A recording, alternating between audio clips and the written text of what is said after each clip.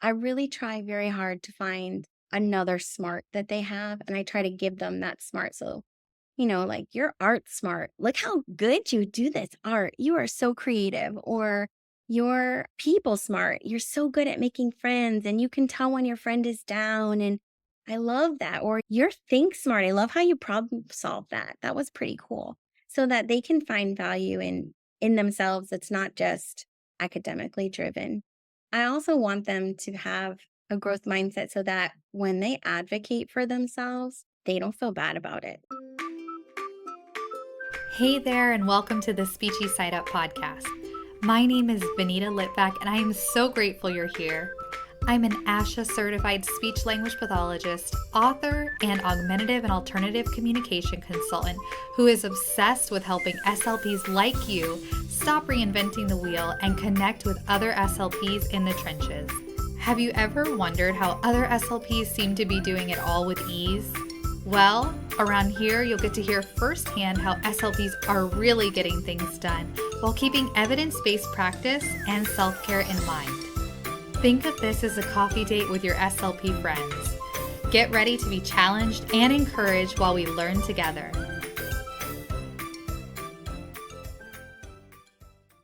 Today, I am joined by Christina Cahill Longo, a passionate ASHA-certified pediatric speech-language pathologist and orofacial myologist with 13 years of dedicated experience. Christina is also proficient in American Sign Language. As a proud graduate of Nova Southeastern University, she seamlessly transitioned from an acute medical setting, including the NICU and trachs and vents, to a private school setting. She helped spearhead the launch of the Student Services Department for her school to include speech services, literacy, and math intervention. During the summer, she runs intensive speech therapy sessions, a literacy camp, and language building through playgroups. As a devoted mother of 3, she understands the intricate balance of parenthood and the importance of accessible therapy. Her journey in the field of speech therapy took a personal turn when her twin boys faced speech and language delays, sparking her commitment to advocacy and inclusion for all her clients. Then she set out on a personal quest for knowledge after her daughter's orthodontic diagnosis revealed orofacial concerns that led her to establish Verge Therapy. Christina, thank you so much for coming today. Thank you. Thank you. I'm super excited to be here and I appreciate you having me on today. So does that cover everything, or is there anything else you want to add before we talk about your private practice? I think that does cover everything. I think my center of everything I do is the motivation and the inspiration of my clients and making sure that their needs are met, not just speech language needs, but their emotional needs as well, and letting them know that they're capable of all things. I mean, that's pretty much where I'm coming from for my practice. I love that. And I bet your personal experience adds to that too. It does a lot. So, how did you transition from the medical setting to a school based private practice setting? And what is your perspective on advocacy for your clients?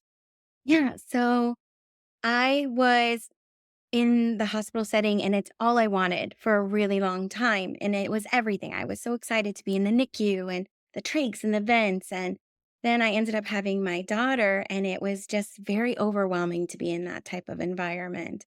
And the older she got, the more I wanted to be part of her life. And when you're in the hospital, you don't get weekends off and you don't get Christmas off or, those things. And so I was really blessed to end up having someone ask me if I wanted to work in a private school. And if I worked in the private school, then my daughter could be part of the private school and I would have her same schedule. And that's how that all sparked into working in a private school. But then when I went into the private school, it reminded me of my childhood. So when I was younger, I was also in a private school and I had dyslexia and a learning disability. They didn't know what it was at that time. And they said, I can't help you. You need to leave this school. And can you imagine you're like in 3rd grade and has been your school this whole time and you have to go out of this environment to a public school. It was very overwhelming, and they just kind of pushed me off to the side and put me in special classes, and I always felt like I was never good enough after that experience. So when I came to the school, they had no speech therapist. They had no type of accommodations for any students. And they basically would say, well, they can't cut it here and do the same thing. And here we are in 2020. You can't do that. You can't tell children they don't belong. So that really was the catalyst for me starting a reading intervention program and a math intervention program and just building up the student services so that they were able to have a place where they can come and learn and try to catch up and fill those holes and feel accepted and feel loved in an environment that they're currently used to instead of having to go out and try to figure out an IEP and get back into a public school setting. And I love it because it allows me to say, no, this child belongs here. We just need to give them a couple of accommodations and they'll thrive. I love that. Yeah. That's amazing. Yeah, I completely agree with you. I feel like that not only is it the academic aspect, but the social aspect too. These children form friendships, the parents form friendships, and then I imagine there's a lot of shame that goes along with you don't belong here. It's too academically challenging. You do better in this type of setting. We don't provide accommodations. Yes. Yes. And I think that also leads to parental expectations, right? We all have these expectations where our children are going to thrive and they're going to be on the honor roll and they're going to be on the presidential roll. And that's not fair to put that expectation on every child. And when you're surrounded with all of these kids who are meeting those expectations, as a parent, you feel defeated that your child's not. And then you're in a school where they're saying, well, your child's not. And then your child is it's like a domino effect. And it's my whole heart is to tell the parents this is not for the rest of their lives. We just need to figure out how we get them to show their potential, how we get them to be successful in this environment to what their success is. So it's also advocating for the parents too and helping them to realize, okay, my child doesn't have to be on the A honor roll for them to be successful. They don't have to be, making all of the AR points, the reading points. They don't have to be successful in math. They can really thrive in this environment. And maybe they're person smart and they're really good at building friendships. And so that's what we're going to focus on. And maybe they would thrive in art and not just, oh my gosh, they have to be the A student and they're going to be engineers and scientists. And who says they're not? But let's accept them for who they are right now. Yeah. I love that you're like helping parents just look at it a different way too. Hmm. That if they don't Hmm. fit like this mold of what the student should be like, it doesn't mean there's anything necessarily wrong with their child and they can still be successful. Yeah. So, what does the intervention programs look like that you've established at this school? So I have two types of reading intervention, and we do a lot of testing for that to figure out where they are in their reading skills. And then what we do is very small groups that cater towards where their holes are in their reading. So either it's an intensive reading program where they come to us for an hour every day and we're filling those gaps and holes. We do a lot of Seeing Stars by Linda Mood Bell. We do the 98% group. And then really working on making sure they can decode and they have fluency and that they are able to be in their classroom environment and meet the requirements. And then there's some kids that are not so far behind, but they kind of need that little bit of a push. So they come to me 3 days a week for 30 minutes. So that would be the reading. And the same thing for the math. We do the same exact thing in the sense that if they are struggling and they have really big holes, they're coming to me for an hour every day. And we're focusing only on math and we're doing it for concepts that are, those abstract concepts that they can't figure out to also the memorization of those fundamental math skills that we just need to know to do it faster. And if you're doing well in that, you just need a little bit of extra help. I have people who come and do the 30 minutes for 3 days a week. That's what the reading and the math intervention looks like. And then during the summer, we have these summer slides. So you get these kids back up to where they need to be, and then they go on vacation and they have so much fun and they learn that fun is great, but they also forget like 3 months of all of that hard work. So for the summer, I do intensive reading, but it's 2 hours, 3 days a week. And it's really like sensory integrated. So we're jumping and we're running and we're putting it in shaving cream and we're playing with glitter and sandpaper and we're going around the room finding things. And it's amazing how that little bit of time, it doesn't sound like a lot, 2 hours a day for 3 days a week for that summer. You're maintaining what they have already established and they're growing and they come into the classroom and they're ready in comparison to all those kids who didn't read during the summer, who didn't apply during the summer, which we normally don't because you're talking about regular thriving students who don't have those academic issues. The parents aren't always pushing for that. And you pushed for it all summer. So they come back feeling pretty great about themselves because their reading is further along than the kids who are already there and didn't do anything over the summer. Yeah. No, that's awesome. Are the parents paying for this or is the school paying you for this? No, the parents pay for it. Okay. So it's hmm like It's extra. an added, like after school. It's the same thing as you sign up for summer camp. So you would sign up for reading intervention instead of summer camp. Where I hold it, if you decide to do the camp for the school, because I have it at the school, but anyone can come. It doesn't have to be the school. But if you sign up for the school summer camp, they'll prorate that time that you missed when you came to me. And Mhm. then you can also be part of the summer camp as well. But it's just a regular summer camp. And I have lots of students who only come to just that 3 days a week and then they go off and have fun for the rest of the summer. That's awesome. What's Mhm. like the youngest that you see? What is the typical age range? So I usually say kindergarten through 5th grade. And I do have a lot of kindergartners that end up coming so that the parents feel like they're ready for 1st grade. But I do also get a ton of, we're going into middle school and I just want to make sure my kids are ready. And then I have a little bit of a trickle in the middle. Okay, awesome. Mhm. So you talked about your children's diagnoses. How has that impacted the way you provide services for your families? So, as a speech therapist, I'm sure you love your kids and you want the best for your kids. And we never stop thinking, right, about well, what could we do differently and how can we target that differently? But then being on the other side of the table really changed how I approach everything. It changed how I see the child. Sending your child to school and they don't have any words yet is really nerve wracking.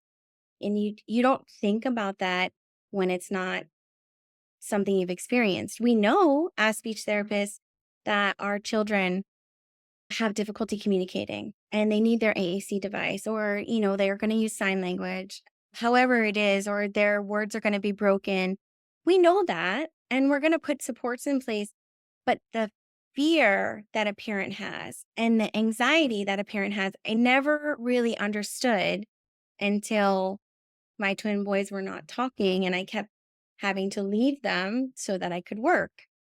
So it really changed the way I approached my families and the way I delivered my services because it became more not just speech therapy but also emotional support as well in the fact that I stood in your shoes. I know not to the extent of severe, but to the extent of in this moment my child's not communicating and how I feel about that, if that makes sense.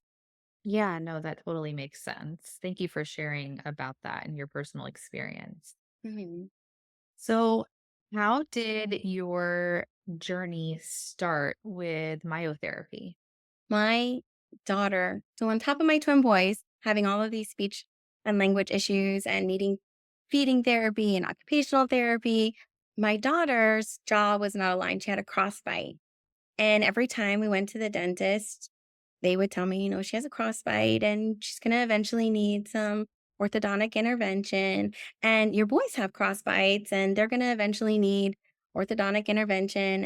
They never said anything about myotherapy or, that I'm capable of altering that now. They just kept saying, "We're gonna watch it, we're gonna wait, we're gonna watch it, we're gonna wait, and they're gonna need orthodontic intervention." And I ended up taking her to the orthodontist, and they did that very nice free consultation, panoramic view and the teeth. And oh, well, her crossbite, she has a low tongue posture, but she's never had a lisp, and she has a reverse swallow, and I've never seen this reverse swallow happen. So I looked at them kind of like they were crazy.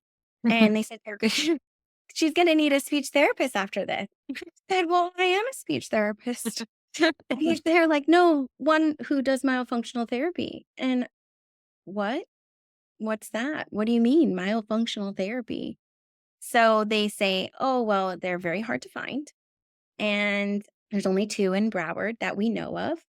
And that's what she's gonna need. So this was the catalyst to I have to go and figure this out. How can I be a speech therapist and not be able to help my children? Like all three of them. How do I not help them? So I ended up researching a lot about myofunctional therapy and what that means. And we moved ahead with the palatal expander for my daughter, and it was life changing for her. And it kind of broke me a little bit to know that if I had known that she had a reverse swallow and a low tongue posture, I could have helped her because now she has all of this orthodontic structure in place. She's breathing better. She feels better. She's sleeping better. She's not as congested. If I had known all three of my kids had trouble sleeping and they have the crossbite, and all of them suffered from sinuses and they all had the crossbite. None of that was said to me. They just kept saying, "Oh, we're going to send them to the orthodontist." And I, as a speech therapist, didn't know. This blew my mind that I could have somehow helped, but didn't know what that meant. Mhm. So then I went and started taking classes and more classes, hours. I have over 70 hours of training at this point of just myofunction. And, like how to not just myofunctional therapy, but how to help my children across the board. That's how it started. Yeah. I love that. Uh, Yeah. so we live close to each other. We were talking about this before we got started, and I can definitely attest that it's really hard to find myofunctional therapists in our area. Yeah. I don't know if a lot of people know this because I haven't actually mentioned it on the podcast or on my Instagram a lot, but my daughter did, I'm happy to say, suck her thumb. She's 3.5 years old. And we tried, eliminating it. I don't know if that's the right word for 4 times. This is the fourth. Mhm. And I had taken a course before, but it wasn't really thorough. But then I took the one from Simon Says, which you mentioned is where you've taken a lot of your courses from. And Mhm. I really liked it, and it seems to have really helped. It seems to be sticking. We're on day 30 now, and it's just amazing. But I'm so worried about the spontaneous recovery, especially when it comes to new environments. Like school's going to be ending soon. We'll be starting a new class. But I think what I'll do, because I've also talked to a behavior therapist about this, is it's just re-implement the system Yes. when that new environment pops up. So we'll just Mhm. do like maybe we won't do 30 days, but maybe we'll do like 15 instead. Mhm. Just very, very positive. But I do want to follow up with a myofunctional therapist. So we'll be definitely talking after this because I would I love make that. sure everything's going well. But I can tell you, I've been taking pictures, and my husband and I both noticed a drastic difference. And like you, the dentist is not really concerned. The pediatrician is not really concerned. Mhm. They should be concerned. There was a clear overbite. Like, there was a clear I have pictures of it. And now that we've stopped and I've been using the Myo Munchie, Yes. like, you would never even know. You would never know how that she used to suck her thumb. Her palate was so high. It was like a literal thumbprint up there. Yes. He did it all day long too. So there was not a lot of room for the teeth to readjust. And the fact that she's not doing it for 30 days and we're just seeing such a drastic change really goes to show that it is so important for that early intervention. Yes. I 100% agree with you. I have a lot of parents ask, when is the right age? And that's so hard to say because there's a comfort factor to that too, right? There's a reason they're doing that. It's comforting, but it's also providing that stimulation to the palate because they're not putting their tongue up there. And now it's so high. So really, that thumb sucking program, they say you shouldn't start until 4, Yeah. but I've actually started with 2-year-olds, Okay. and not like we're gonna eliminate it, but that all day sucking is creating that volted palate, and if we could get rid of it during the day and get rid of it while we're watching TV and get rid of it while we're playing, because they walk around playing like that, at least we're giving the palate time to come down, and then we'll try it again.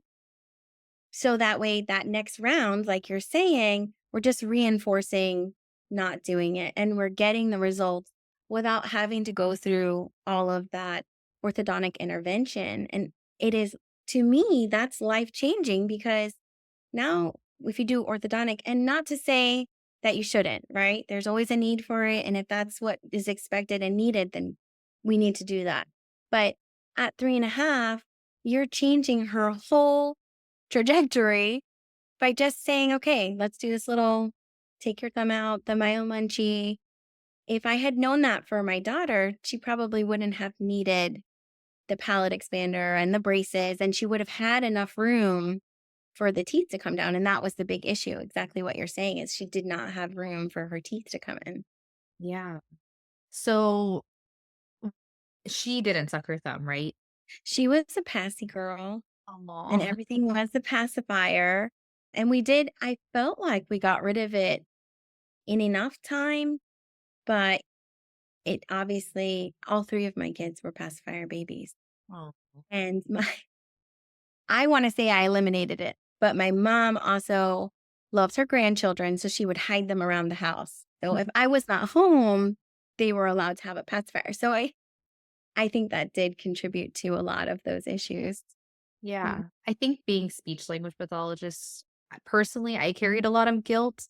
I actually mhm. had to mute some accounts that talked about it too much because it's like balancing being supportive of your child and what they'd like to do and what comforts them, but also knowing the ramifications of that. And And like you said, just finding a good time to approach it. And I know the program said 4. I felt like cognitively she could handle the conversation of the why now. mhm, I do feel like she could handle it when she was around when we started it before, but I didn't know the right tools to use until seeing this program. So like yeah, before we were covering it with gloves, and I'm sure you've seen that, the clear block. yeah, And then I love her program because it's not covering it all except for the nighttime for the first week. So it's like really she has to make the conscious choice. And I do think there's an age for that. But yeah, it's hard. It's really hard to know to balance both of those. But mhm, and then I'll have people who judge me now for even stopping it. Like, oh, it would have been totally fine if she did it till she was 8.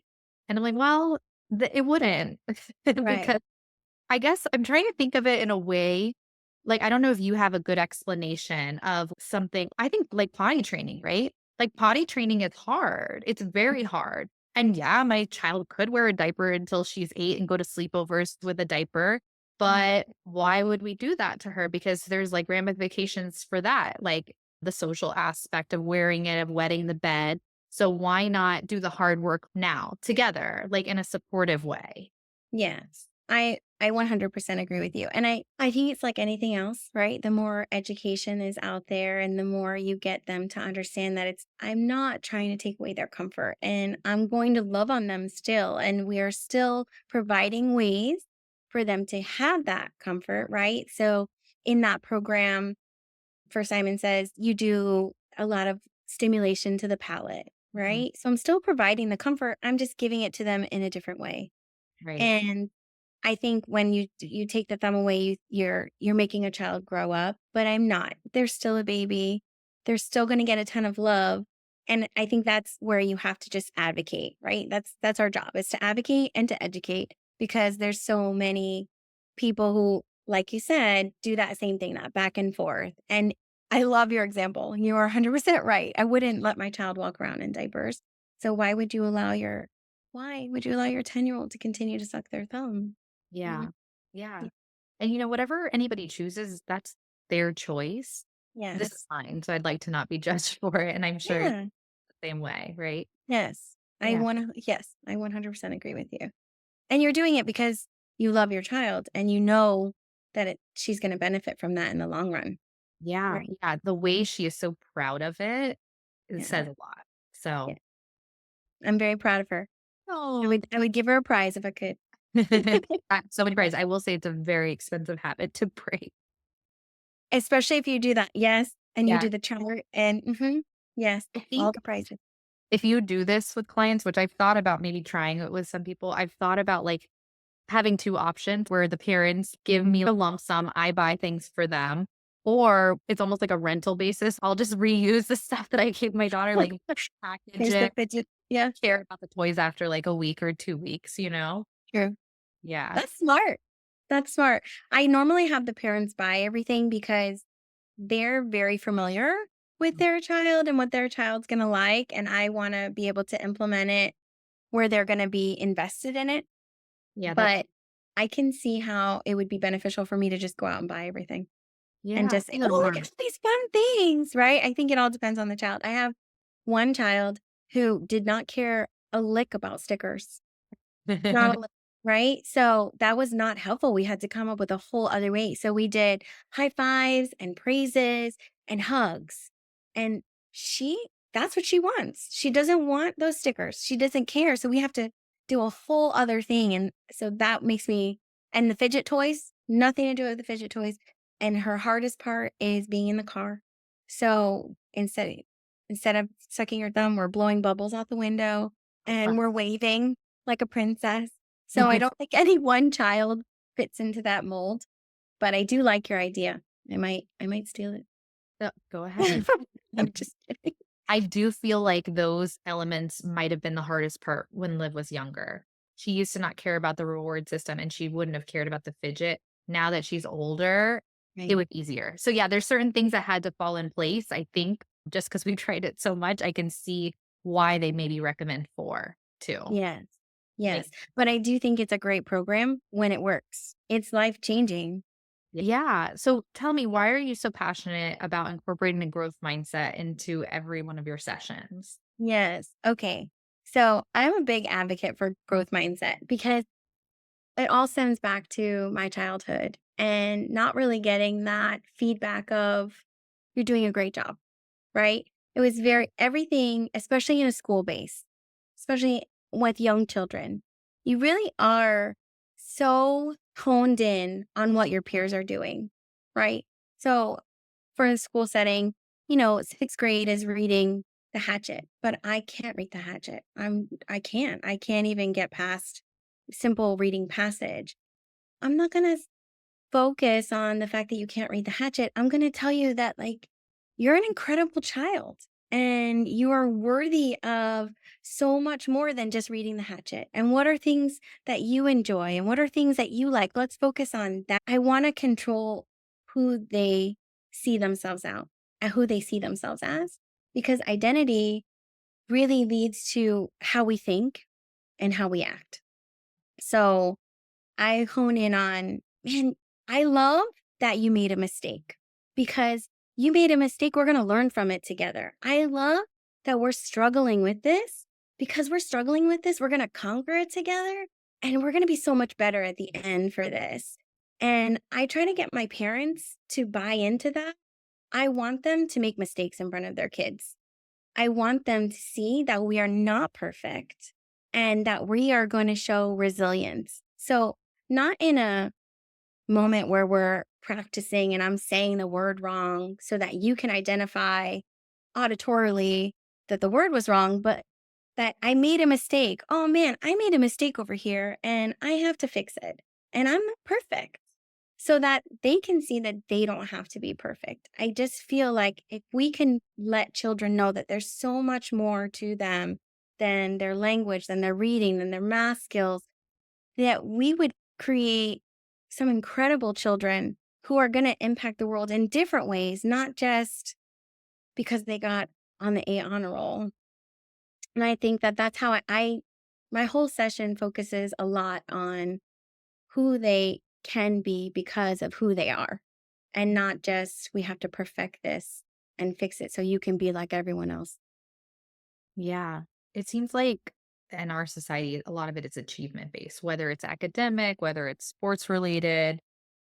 And, I think we try to applaud children for doing the right thing or the kind thing, but there's not enough emphasis placed on it or on like other strengths, as you Yeah. mentioned. Like, Yeah. So I really try very hard to find another smart that they have, and I try to give them that smart. So, like you're art smart. Look how good you do this art. You are so creative. Or you're people smart. You're so good at making friends and you can tell when your friend is down, and I love that. Or you're think smart. I love how you problem solve that. That was pretty cool. So that they can find value in themselves. It's not just academically driven. And I also want them to have a growth mindset so that when they advocate for themselves, they don't feel bad about it. Like my boys are diagnosed with ADHD, and at first I didn't want them to know, right? So I'm sorry your mom gave that to you, but I'm not going to tell you about it. They need to know. They need to know, like, I'm really cool and my brain goes super fast, but I create amazing comics. I'm very visually smart.